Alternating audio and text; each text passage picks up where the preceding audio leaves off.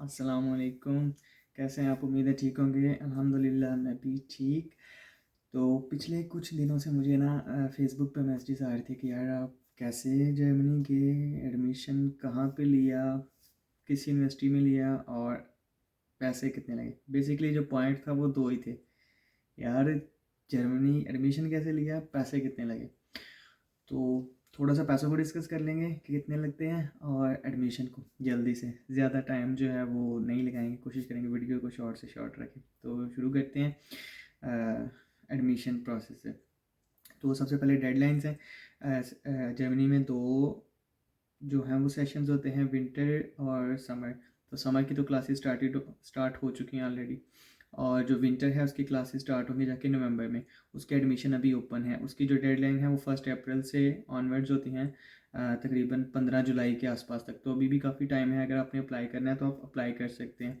अब उसके लिए आ जाते हैं कि अप्लाई करने के लिए आपको कौन कौन से डॉक्यूमेंट्स चाहिए होंगे, और अप्लाई करने के एक्सपेंसेस जो हैं वो क्या आएंगे, फीसिस वगैरह अप्लाई करने की।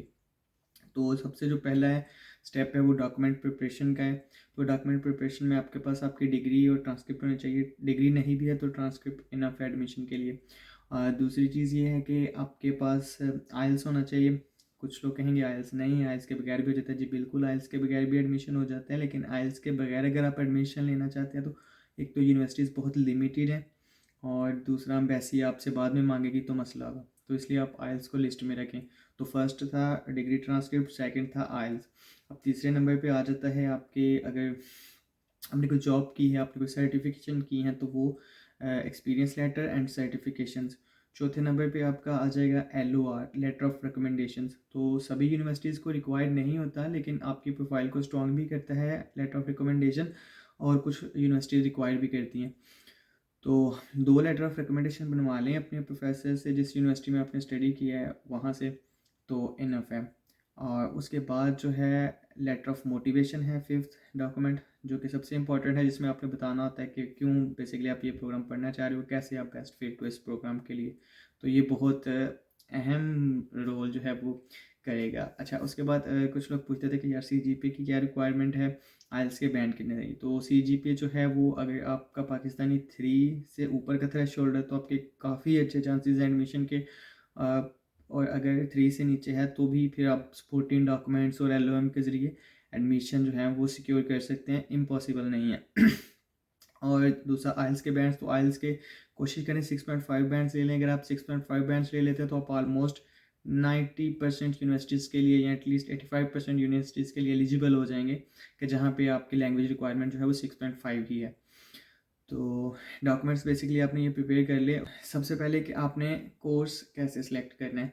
तो कोर्स आपने इस तरह सेलेक्ट करना है, DAAD.DE वेबसाइट है। आप वहाँ पे जाएँ, वहाँ पे ये जर्मन की सारी यूनिवर्सिटीज़ की लिस्ट अवेलेबल है कि कौन कौन सी यूनिवर्सिटी कौन कौन से कोर्सेज आपके करें। तो वहाँ पे आपको पता चल जाएगा कि आपकी फील्ड के रिलेटेड कोर्स कौन से हैं, और दूसरा कि यूनिसिस्ट के थ्रू कौन सी एप्लीकेशंस ले रही हैं, और डायरेक्ट कौन सी एप्लीकेशंस ले रही हैं। उसके बाद आपका नेक्स्ट स्टेप जो आता है, अच्छा अप्लाई आपने कैसे करना है। तो दो तरीके हैं, एक यूनिवर्सिटीज़ डायरेक्ट एप्लीकेशन लेती हैं, और दूसरी जो है वो यूनी असिस्ट के थ्रू लेती हैं, थर्ड पार्टी के थ्रू।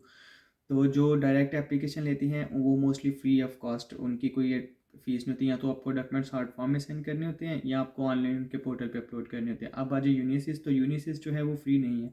वो 75 यूरोज़ लेती है आपकी फ़र्स्ट एप्लीकेशन के, और उसके बाद जितनी भी एप्लीकेशन होगी उसकी 30 यूरोज़ लेगी। अच्छा, यूनिसिस्ट पे भी कुछ यूनिवर्सिटीज़ फ्री हैं, जिनमें गोटिंगन है, फ्री यूनिवर्सिटी ऑफ बर्लिन है, और कुछ और यूनिवर्सिटीज़ हैं। तो उसमें आप क्या करें, उसमें आप सिंपली जाके यूनिसिस्ट में के सर्च बार में लिखें कि कौन सी यूनिवर्सिटीज़ हैं जो विदाउट फीस के एप्लीकेशन लेती हैं।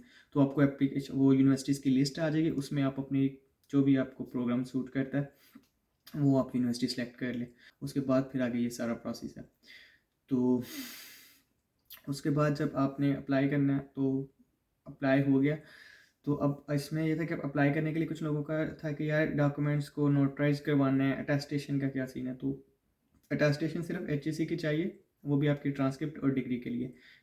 BC जो आपकी IBCC की अटेस्टेशन है वो नहीं चाहिए, मैंने खुद भी नहीं करवाई थी। तो अपनी एप्लीकेशन कॉम्प्लिकेटेड मत करें, टाइम मत वेस्ट करें, सिंपली HEC अटेस्टेशन करवाएं अपने बैचलर्स की, ये इनफ है। कोई फॉरेन अफेयर से करवाने की ज़रूरत नहीं है, दैट्स इट। ये आप डन है मेरी तरफ से, मैं खुद भी नहीं थी करवाई और मैं यहाँ पे हूँ। अच्छा, उसके बाद था कि नोटराइजेशन का इशू है, तो और डॉक्यूमेंट सेंड करने के नहीं करने। देखें, अगर आपकी यूनिवर्सिटी डॉक्यूमेंट्स रिक्वायर उनको चाहिए हार्ड फॉर्म में, तो आपको यूनिसिस्ट हो या डायरेक्ट हो, आपको डॉक्यूमेंट सेंड करने पड़ेंगे, उसके बगैर एडमिशन नहीं होगा। अच्छा, जब आप डॉक्यूमेंट सेंड करेंगे तो नोटराइज वो आप बेसिकली जो कचहरी होती है या वहाँ से जो भी रिलेटेड ऑफिस होते हैं वहाँ से आपको नोटराइज करवा लेंगे डॉक्यूमेंट्स। बाकी अगर ऑनलाइन जो ले रही होती है उनके लिए नोटराइज की ज़रूरत नहीं होती, क्योंकि आप ऑलरेडी ओरिजिनल डॉक्यूमेंट्स अपलोड कर रहे हैं, तो उसको नोटराइज कराने की तो क्या बनती है। तो इस वजह से मैंने नहीं थे करवाए जो ऑनलाइन किया था। तो खैर, आप नोटराइज करवा के सेंड कर दें तो आपको जो है एडमिशन जो है वो 15 जुलाई के बाद, कुछ के 15 जुलाई से पहले आ जाएंगे जिनके डेडलाइंस जल्दी ख़त्म हो जाएंगे, बाकी 15 जुलाई के बाद आ जाएंगे। तो एडमिशन तक जो अप्लाई करने का था ख़र्चा वो यही आता है कि आपका आइल्स करते हैं आपका 40,000, उसके बाद आप डिग्री शिग्री अप्लाई करते हैं या कुछ और डॉक्यूमेंट्स, वो यूनिवर्सिटी से डिपेंड करता है कि आपकी कितनी फ़ीस है उस चीज़ की। और उसके बाद जो है वो यूनिसिस्ट के थ्रू अगर आप अप्लाई कर रहे हैं तो वो 75 यूरोज़ फर्स्ट एप्लीकेशन की होगा और 30 फिर नेक्स्ट जितनी भी एप्लीकेशन होगी, तो वो आप पे डिपेंड करता है कि आपने कितनी जो है वो उसमें करना है। और जब आपका एडमिशन आ जाता है तो उसके बाद आप सिंपली जो है वो वीज़ा प्रोसेस होता है, उसमें वीज़ा प्रोसेस के लिए मैं लिस्ट नीचे भी लिंक डाल दूँगा, और उसमें सारी डिटेल्स अवेलेबल होती हैं कि मतलब आपको क्या क्या डॉक्यूमेंट्स चाहिए, वो मैं अगली वीडियो में डिस्कस कर दूँगा। और ब्लॉक अकाउंट जो 10,000 में एडमिशन प्रोसेस तक बेसिकली आपको बहुत ज़्यादा पैसों की ज़रूरत नहीं होती, आपको सिंपली आइल्स का और जो एप्लीकेशन आपकी सेंड कर रहे हैं डॉक्यूमेंट्स, इसी के आपको देने पड़ते हैं। फ़ीस वगैरह नहीं होती जब तक आपकी इनरोलमेंट नहीं होती। तो आज की वीडियो में इतना ही। तो इंशाल्लाह नेक्स्ट वीडियो में मैं उसका बता दूंगा कि एक्सपेंस क्या है वीज़ा प्रोसेसिंग का और ब्लॉक अकाउंट का कितना खर्चा आता है। तो तब तक के लिए अल्लाह हाफिज़, जल्दी नेक्स्ट वीडियो आएगी, मिलते हैं फिर।